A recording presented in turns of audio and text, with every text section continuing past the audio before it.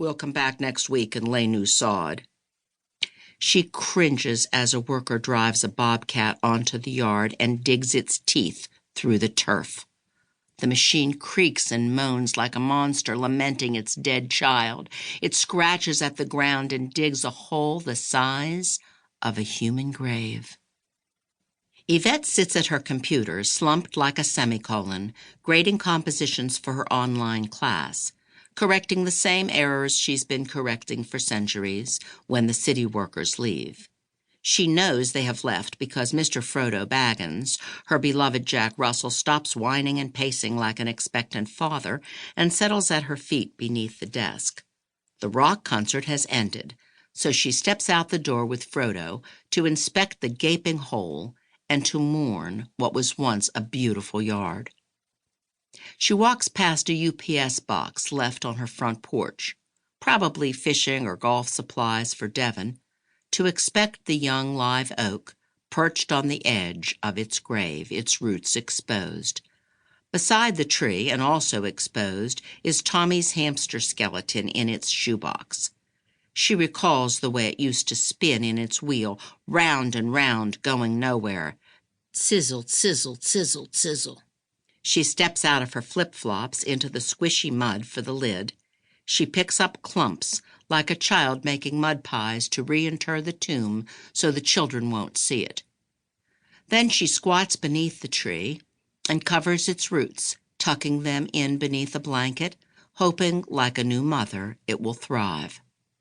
While she washes off at the hose, a neighbor drives up to ask what happened, and Yvette tells the story about the pipe bursting and the sod coming next week, and 10 minutes later returns inside with the UPS box from the porch.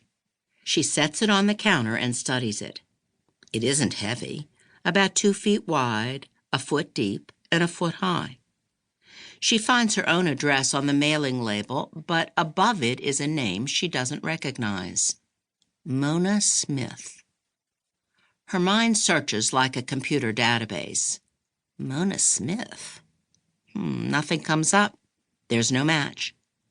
She calls UPS, and the man on the phone says it's been delivered to the correct address.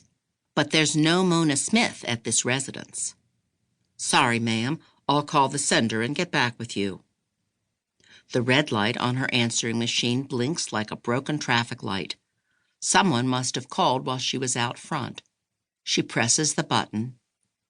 What do I have to do to get you to shut up your dog? Make him stomp or I will. Her again.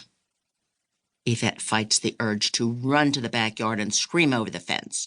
She can't return the call because the caller ID is blocked, and she doesn't know the woman's name to look her up.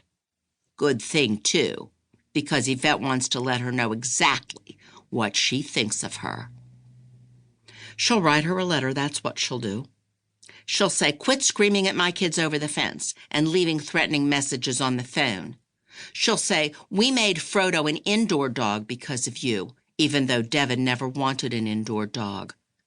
She'll ask why she moved into a house surrounded by yard dogs if she hates them so much. Never to her face, Yvette and the kids call her Cruella, and sometimes Witchy Woman.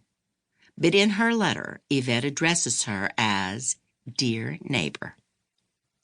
Despite her best efforts to write what's on her mind, Yvette writes her apologies. She will try harder to keep Frodo inside and quiet. Today was more difficult than usual because of the city workers, blah, blah, blah, and grovel, grovel, grovel. Yvette sighs.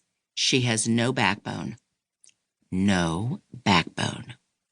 Her mother would have stood up to Cruella, her petite frame and hands no indication of the fire she carried around in her belly, able to burst through her mouth in flames at a moment's notice.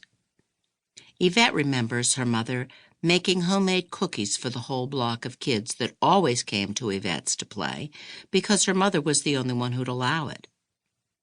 But Yvette also remembers the sharp tongue and quick temper that kept the neighborhood kids in line and the adults in reverence of her mother's authority. Surrounded by neighborhood kids,